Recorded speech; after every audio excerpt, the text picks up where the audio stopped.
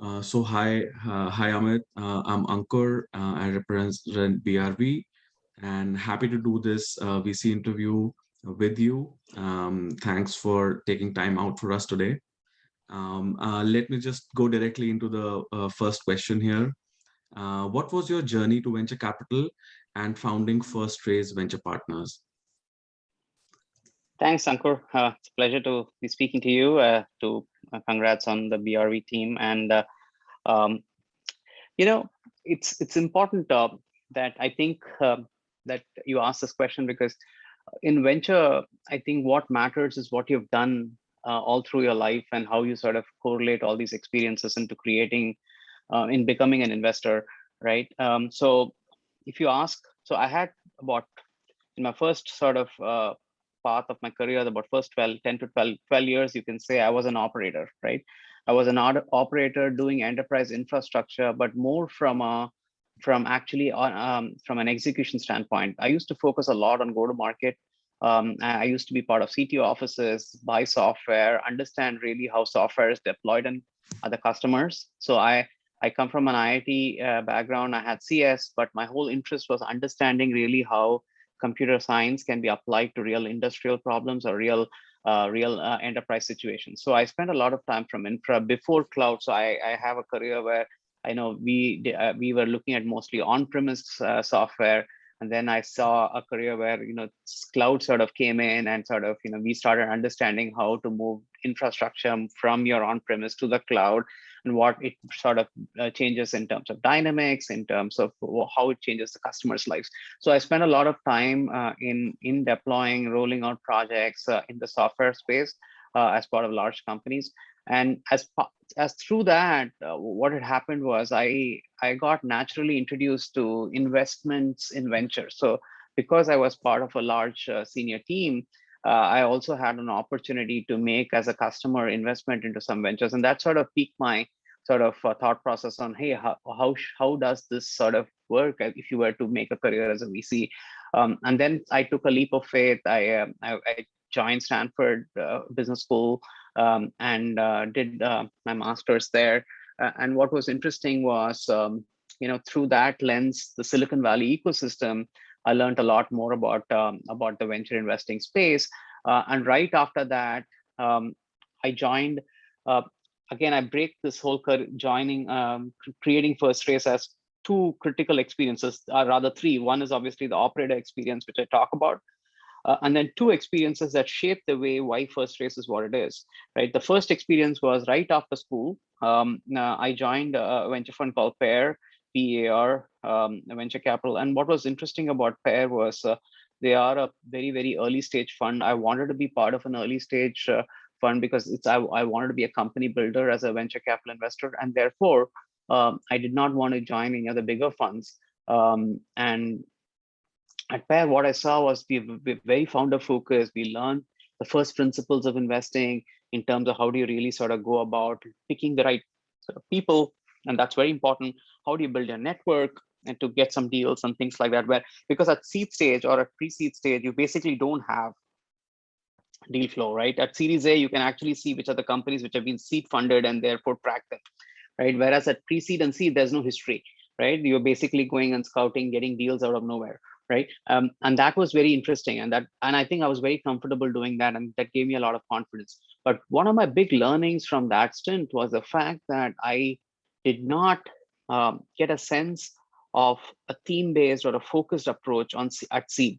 A lot of what we do at seed was like you're doing investments based on what founders think, but therefore you are only believing and you have a certain ability to sort of understand the space, but the ability to value add also decreases because you're diverse. So I had a company in the fintech space, I had an AI company, I had a couple of companies which went IPO, but they were two dramatically different companies. So one was an enterprise software, but another was a more physical digital company. Now, what between all this, I was struggling to understand how a VC would value add because I had an operating experience and I wanted to really apply that. And I kind of struggled to see how you can apply that generically to every startup that you would sort of invest in, and that was very hard for me to absorb. And therefore, I wanted to really branch out and see how Series A looks. So that happened to become my second stint, where I led a Series A firm in terms of investment. And there it is very different, right? You're theme based, you're very focused in terms of what kind of investments you want to make. You're tracking deals coming from seed to Series A. You're co-investing with other larger funds. You have a lot more diligence to do because you have a lot more data points on the company. And therefore, Series A was a very different sort of experience for me. There were great learnings from there, like using a theme-based approach to sort of filter and see which companies would fit in and which companies you would like to sort of pass on are very important. And having the ability to help get into customer sets, get into early sort of more momentum for the company is also very cool, right? But obviously at Series A, you're not actually company building like the way you're at seed. So my heart was still back at seed. So for me, combining these two, they said, let me, like, I think these two stints were very useful, but I wanted to create something, a product, which is basically a specialized seed fund. So first phase grew out of that, these two experiences where it's a very theme based, it's a very specialized focused fund in the enterprise infrastructure software. It draws upon my enterprise infrastructure background. It uses some of the sort of principles that I learned at Pair and then later in the Series A fund, where we are very focused around four themes. We take cloud infrastructure, we take data infrastructure, we take cybersecurity, and we take what we call as future of future of work. But it's mostly developer tools. It's mostly to do with open source software and things like that, which are shaping the way how bottom up or community led growth is sort of defining the future of how software is going to get consumed in an enterprise, right? So between these four themes is what we sort of invest in, right? And therefore it is a very focused fund. It's very concentrated in terms of the kind of portfolio that we will add. All of our companies sell to a CIO or a CISO or a developer. So these are like, it's a very narrow set of buyers that we are focusing and targeting these software products for. And therefore our ability to add value to these companies significantly grows. So when we created First Race, I think our thought was create a very specialized focused enterprise infra fund. We don't take deals in the energy space. We don't do deals in fintech space. We don't do deals in mobility space. We just kind of have to pass on many of these things. We don't do e-commerce. We don't do marketplaces. There's a lot of no that we have to say, but that's what sort of defines us, and that's what kind of makes us unique, in that we specialize a lot, even at seed and pre-seed. Amazing. Thank you for taking us through the entire journey. And I think what my lessons from this would be focus and I mean tapping into your own experience, and actually you kind of intentionally went ahead and worked at different companies in the say VC space, in this seed space, seed stage, as well as Series A, and tapping into your previous experience to finally come to that insight and building upon that. So thank you for taking us through that journey. I'll move on to the next question. And especially taking into account your focus on enterprise sales, what are some of your key lessons in the venture capital space, and what makes a good investor? Yeah, I think so. There's a lot of lessons I think we learn, and we are also learning as we are investing. I think first is, I think let's start with the founding team itself, right? So we have now created a mental model of what sort of founders should we invest in, right? And I think that's very important. And there's a lot of pattern matching that you can do. I would encourage all of you to think about your existing portfolio and see what has worked, what sort of founders really made it, and what sort of founders, and what's the sort of mindset, right? I think all founders are trying to do something unique, but I think at the end of the day, what is important is do they have a significant amount of self-awareness, right? Do they sort of do they have the ability to wade through not just good times but bad times when shit hits the roof?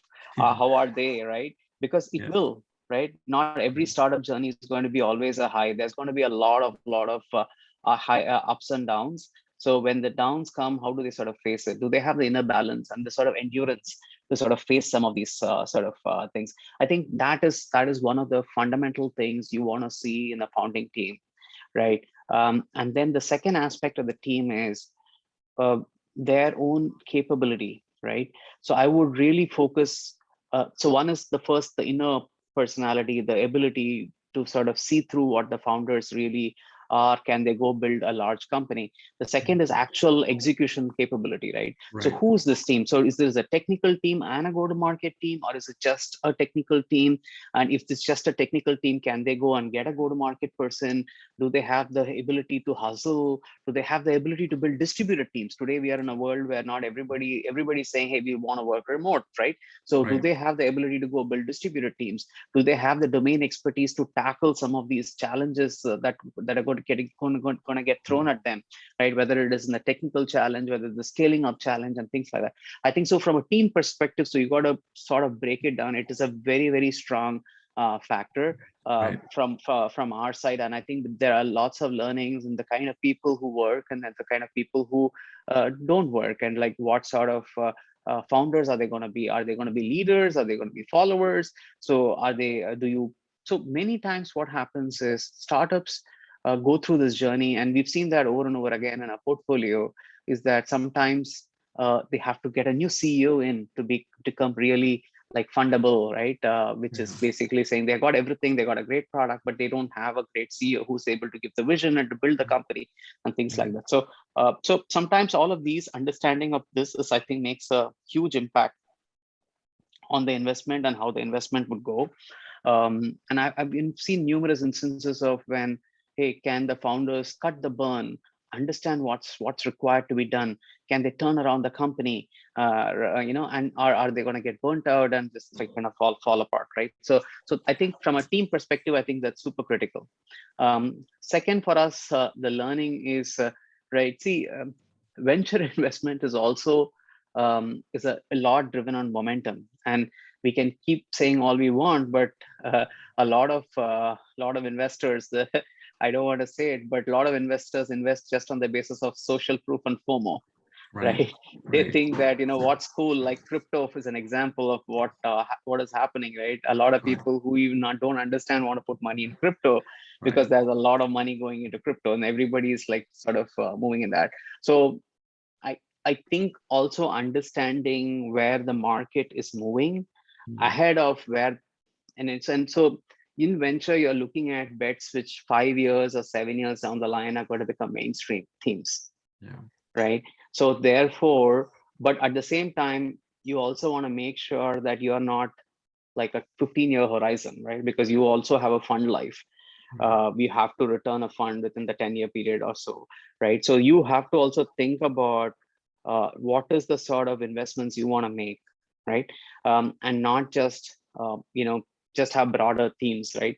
Within those, I would encourage investors to sort of constantly learn, whether it is through the founding companies or it is whether through the sort of attending conferences or understanding where technology shifts are happening or understanding buyers perspectives, or how trends are moving. I think it's extremely important to have your own themes set in terms of where you think you're going to sort of strategically look at your portfolio, next set of portfolio companies, is also very important, right? Understanding, and a lot of stuff is out there. It's not that you have to do your own research. A lot of so peer-to-peer other venture investors who write, who understand, have your own perspective, but read a lot of stuff. I would really encourage people. I think so. I think between these two, I would say are I think you can make good investments. But having made good investments, I think one of the learning is, how are you going to sort of work with these companies? How are you going to? So for us, I think one of the big things has been, when you make an investment, I think we have to really add value. Like it is almost like a game of service, right? Venture invest capital is a service industry, I feel. Right. And in service industry, it's not about your ego. It's not about, oh, I'm the investor and I can just like ask you questions. It's about how you really understand how to help the company is important. Yeah. It's not about, hey, can you just get me 5 customers? It's about, can you make those relevant 5 introductions, so that or can you set milestones which are like, hey, what is a realistic number of conversations you need to get to the 5 customers, and sort of encourage and also help founders to get to that point, right? A lot of VCs, it's a very interesting point that a lot of VCs who sit on boards necessarily don't actively involve themselves with the company, but they are obviously asking questions and a lot of things. But I think also understanding where founders need help, bringing some of the help either through your own network, because you, if you have invested in the company, you also better have a network to help the company, Right. right? I think that is, I think, extremely important, right? I know that one of my companies was going through its Series A, and I was texting, and I was day to day, I was texting my founder to really understand where his diligence was, where he's getting stuck, where he needs help. So Mhm. there was a tremendous amount of effort that you can Right. put as a VC and to help the founders, because founders are also alone in the journey. So you have to understand that aspect of it. I think so. One, choosing the right investment, but having made the right investment, helping the company bridge the. We talk all the time to Series A folks. So I talk to Redpoint, I talk to Battery, I talk to partners and Sequoia, Lightspeed. Name the fund, I talk to them. Why do I talk to them? Because I want to just keep sensitizing to them about Right. my portfolio, what's ready. They may get excited about a particular company. They may ask for an introduction to a particular company. Right. Not all founders can't do that, but you can do that as a VC, because you're talking peer to peer to another VC and trying to see if they would be interested in this theme. So, so I think doing that sort of help as a, I think overall as a VC is extremely sort of, I feel important. Perfect. I think the three main points I take away from this is you look at the founders, what they're made of and what drives them, and keeping on top of trends and being curious as an investor, and then thinking of your firm, a venture firm, as a service to the founders and helping them in the journey. That's the three big takeaways for me. Thank you. Moving on to the next question, Amit, we talked about trends and being curious, and you run a focused fund, and to that extent, but generally within the focus area that you have, and generally, what are the trends in particular that excite you? Yeah, I mean, so I think one of the good things that we have is that we have very focused pillars of investing. So if you look at how we are thinking about, say, cloud infrastructure, I think one of the big things that is obviously happening is you have the big cloud companies, but within those cloud companies, a lot of the companies, the smaller on the mid-market enterprises who are today want to be on the cloud, but just don't have the resources and the ability to execute everything. So provisioning on the cloud, making sure you're able to manage everything on the cloud, I think is still a challenge. A lot of what is happening today is, if you want to move to AWS or GCP or anything, there's a whole amount of work that you need to do as a company to even get on that platform and then understand what's happening. And there are good companies like now HashiCorp, which just went IPO, which helps you, whether it's Terraform or others that help you do that. But still, a lot of people need handholding. So within cloud infrastructure itself, there is a lot of opportunities there that you can look at. Within the data side and the data infrastructure space, there is again huge opportunity. As you know, there's Snowflake, which is a cloud data warehouse. Data warehouses are the new thing. Now, data lake is another big with Databricks and people like that. Now, so all of your infrastructure is now being sort of run out of, say, through the Snowflake data warehouse or the Databricks data lake and things like that. So, but now within that, again, there is tremendous amount of learning that you companies need to do. And also there are substacks that are sort of emerging from that, that once you have a data lake or data warehouse, how do you sort of run ML ops? There is a lot of opportunity in the data side itself. Again, that sort of emerges from some of these trends. So that's again, I think big cybersecurity feels evergreen. It's completely sort of getting broken down every other day. I don't know whether you guys track the news. There was a new Log4j vulnerability that was just released. That has kind of caught the whole weekend attention of almost every firm in the US. And before that, there was SolarWinds about 6-8 months back, and so there's huge issues with cybersecurity itself. And then cloud native is kind of changing the dimension in terms of what sort of cybersecurity tools you should use and things like that. So that again, there's tons of opportunities there in terms of investing. And I think developer tools, I think, is emerging very strongly. Open source software is becoming a mainstream in terms of usage. A lot of smaller companies don't want to spend on expensive software. They tend to buy more open source software to construct your own sort of what you want to architect in your product. So Right. I think from our standpoint, I think enterprise software is only here to scale. One of our biggest thesis is that as Moore's law sort of slows down, Yeah. hardware innovation is definitely slowing down, Mm, right? Therefore, all the innovation in terms of employee performance, right? mm, Enterprise, whatever you want to get as an efficiency inside an enterprise for performance has to come from software, right? So yeah. you will start seeing enterprise infrastructure becoming more and more at the center of it, right? If you look at the 2020 set of IPOs, I think the biggest was Snowflake, and there was others who were already, I think 6 or 7 companies made to the IPO, and I think this year 2021 as well, there was a good number of IPOs from the enterprise infrastructure. So you're going to see more and more of that happen. So from our standpoint, I think this is a great time to be in the enterprise infra software space. Yeah, thank you. I think your focus areas are pretty clear, and I'm also very excited about the cybersecurity space. And now I think changing gears a little, I would like to ask you that what advice do you have for startup founders that are seeking venture capital funding, and so for somebody who comes to you, for example? I mean, there's lots. Again, as a founder, I think you're constantly learning. I mean, my advice would be first, if you are seeking funding, first understand where you are in your journey, and therefore what sort of funds do you want to reach out to. Do you want to do pre-seed, and or what class of investment are you looking for? If you're looking to raise a large seed, are you very clear about the idea? You guys have the domain expertise to really go there and raise a large funding, and are you just kind of trying to form your idea, trying to create so I I think you need to start thinking about venture capital as a multi-stage game, and therefore understand where you are in your journey as a founder, and therefore go to the right set of funds. I would encourage all founders to research a lot about different kinds of venture funds, and to, even before you take a meeting with a venture fund, understand what that fund invests in, who's the partner behind the fund, what are the prior investments of that partner, do they understand my space.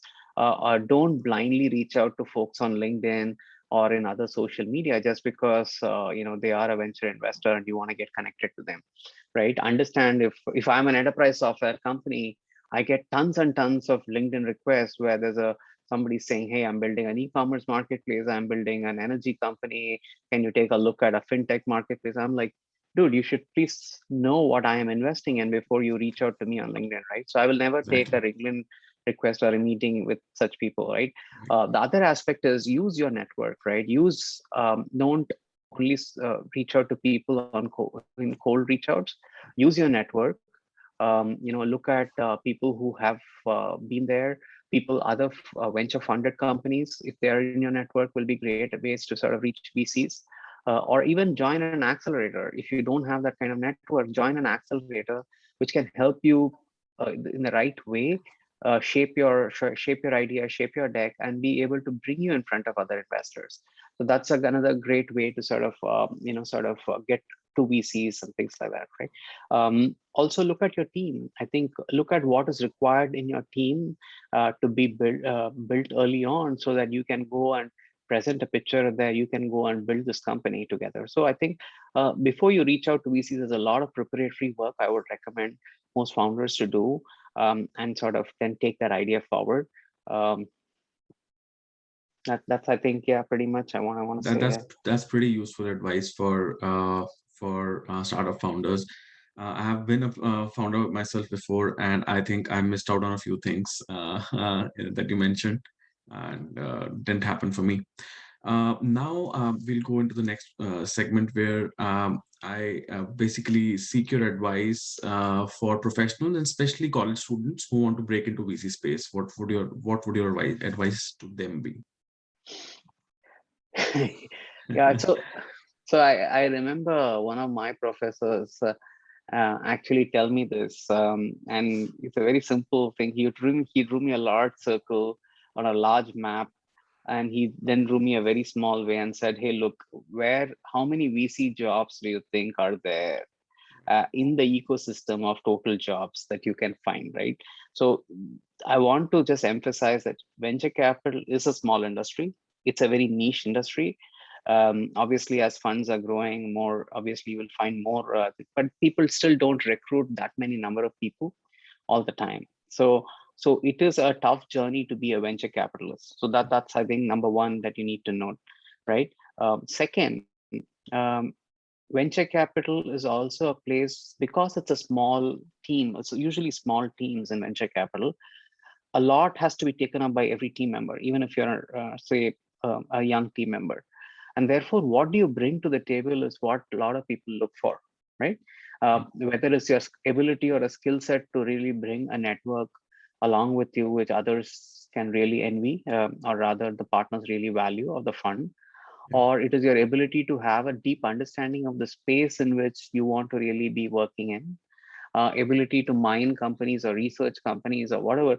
So all of that, I think, is an important aspect of building yourself into that mold before you sort of say, hey, I want to be a venture capital investor. It is, I remember that you tend to say, hey, everybody who comes and says, I want to explore becoming a VC, but is venture capital part of, so you have to be a good of what we call as people picker if you want to be a good VC. But for young people, I will say try to work on your network, be more externally interfacing, Yeah. understand where you want to invest in, choose the funds you want to talk to. If you're a generalist, build some expertise which you can say, hey, look, I'm passionate about these few areas or these few theses, and within that understand and say, hey, how would I research companies that are coming in the space, what do I know already about the space, and it's so, and then find the right sort of funds who are investing in that space, right? So therefore I think it has to be a very curated sort of work that you need to do uh, to get into a venture role. Yeah. Perfect. Thank you. And I'll add a couple of more questions here. Just advice from you in terms of are there any books students can read, and any blogs that you follow or that you books that you've read? Maybe they can help them get into the industry or just prepare well generally. No, obviously, there are going to be lots of. I don't know whether I've read any books to enter venture capital. Obviously, there is there's a lot said about a lot less said about venture capital. I would say, look at track how other people have either entered or other people have been successful in venture. So you can be successful in venture if you do a few of these things. One, you yourself are a startup founder who's gone through the journey yourself, so you're able to guide other startup founders. So that's one way of succeeding in venture. So if you have a startup founder who's gone a long way in your own startup, you can then demonstrate that, look, I understand what it takes to build a startup, and therefore I can coach and sort of create value for other founders. Right. The second is you can actually be an investment banker, right? Who has gone and seen tons and tons of deals, right? So as an investment banker, you go and search deals, you actually know what's happening in the ecosystem, you have a very high amount of network. So you will find that people who do spend 1 or 2 years in investment banking roles end up joining the venture role as an investor or an analyst or whatever. So that's another sort of route to sort of becoming. The third is you want to think about uh, being taking a skill set which I think is useful back again in a company's journey, which is either you are a product manager, right, in a certain space, in a certain domain, right? You are a PM in a certain kind of company or certain type of category of companies, which you can then bring back to the fund as the companies invest in, say, companies which are trying to build products in that space, right? Right. Or you are a sales leader in that same category of areas. Therefore, you know how companies can scale. And if you've been a sales leader in a young company and taken it to from 0 to 1, again, so you have to be able to substantiate some value that you uniquely bring to the table. And I think that is, I think, crucial for joining a venture fund. Thank you so much for the advice. And I think that concludes the set of questions that I have. And I think this entire episode would be very, very helpful to students in the Cornell community and students at large, or for anybody who is interested in learning about uh, getting into VC and how can you craft your career, and especially learning from your personal experience, Amit. I'll put the recording to hold now.